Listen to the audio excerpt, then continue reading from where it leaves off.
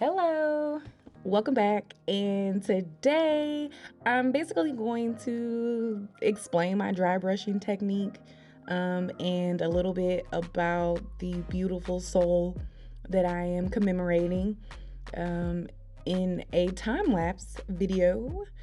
It's about 5 hours and 28 minutes, cut down or sped up to fit. I'm going to try and get it down to 10 minutes for you guys.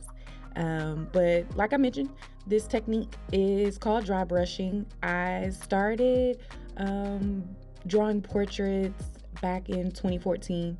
The first portrait I ever did was of Miss Erica Badu, and I used pencil. But I would see portraits, black and white portraits, that just had a smoother technique that I couldn't get with pencil.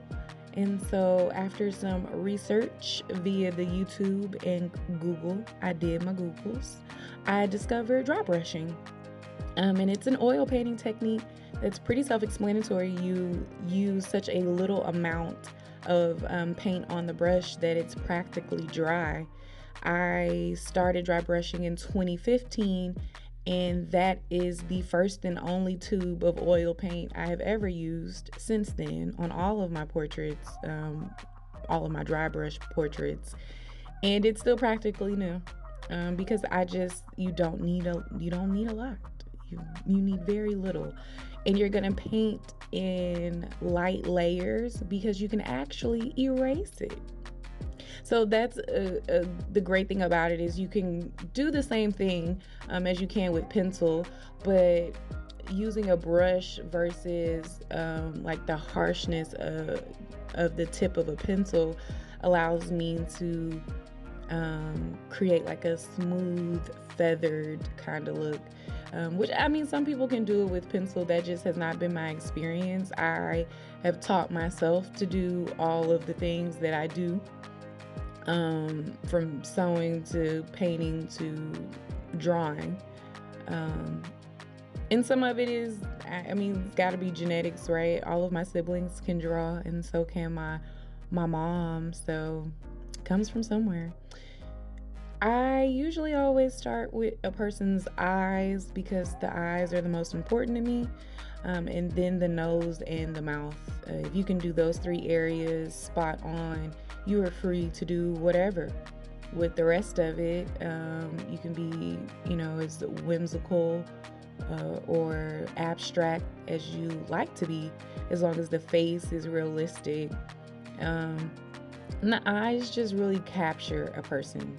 So yeah, that paper towel, I'm great for smudging things. So I put a paper towel over it, so I have a place to rest my hands as I work outwards without messing it up, which I do all the time. It's fine though.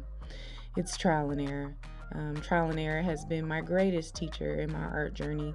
You can only research something so much before you just try it, and as you do it, you learn a lot. So I know I have a picture of her in front of me, but you'll see me pull out my phone because, as you guys may have noticed, I wear very large glasses all of the time because I cannot see. So when that quality of that picture in front of me is not great, so I used my phone so I can kind of blow it up and see what's going on. And I was trying to make sure I got her hairline correctly and could get her baby hairs in there because let me tell y'all something. Betty Jean Davis was the queen of baby hair. And I just had to do the queen justice, okay? Because she was never seen with her baby hairs not laid. It's just fact. Find the picture. I'll pay you. Aunt Betty is my great aunt. She is my grandmother's only sister and her best friend. And she passed away when I was very, very young. And I have practiced her portrait multiple times. And I guess I'll share with you guys why.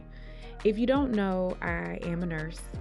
Being a nurse is all I've ever talked about as a child. It is on record. And it was fun for me to take care of people when they were sick. Like, I enjoyed it. I wanted to be there for them. So when my grandma was sick, when my parents were sick, I was always there to take care of them. And it was no different with my Aunt Betty. And I remember bathing her, and I had to be 7 or 8, 7, and we were laughing because at that time I had no idea that she had dentures, and she asked me to put her dentures on the cabinet, and I darn near fell out. Okay, and she laughed so hard I laughed, and we cracked up, and she was telling me I would be a horrible nurse if that's the way I acted when people took their teeth out. And that day, she asked me if I would forget her. And I didn't know then. I knew she was really, really sick. And I had an inkling that something bad would happen. I just based on the conversation around that I was hearing. But I had never really experienced death. I knew what it was, but I didn't know what it felt like to lose someone close to you like that. And I told her that I would never forget her, and I asked her why she was asking me that. And she said that I was young, and if something was to happen to her, she didn't want me to forget her. So I promised her that day that I would not. And not too long after that, she passed away. And so I've done this portrait a couple of times. Not this particular picture of her. I did a pop style photo of her trimmed in gold. I don't know. I think I just like black, white, and gold together. The contrast looks good. So I tend to do that a lot. And I'm going to do the same with this one. I'm going to finish it with the gold leaf heart. Because this is going to be the second to 3 portraits that I was doing for myself. They are my angels.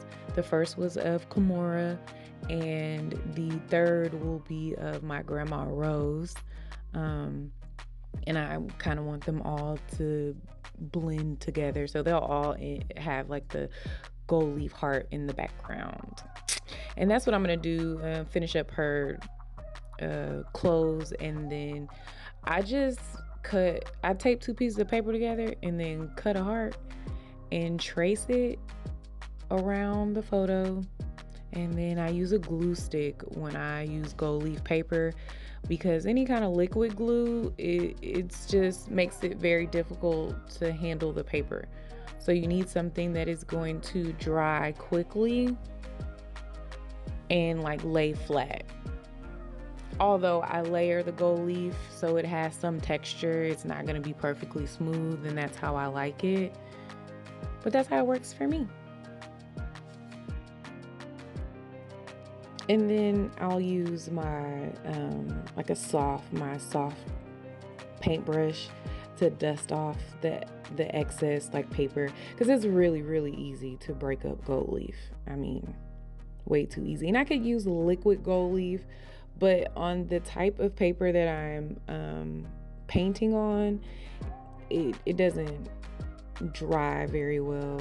It has like a red ring around it as the oils kind of seep out from the actual gold pigment. Anyway, so that's that. I hope to have the one of my grandma Rose done soon and put back up. But thank you guys for joining me.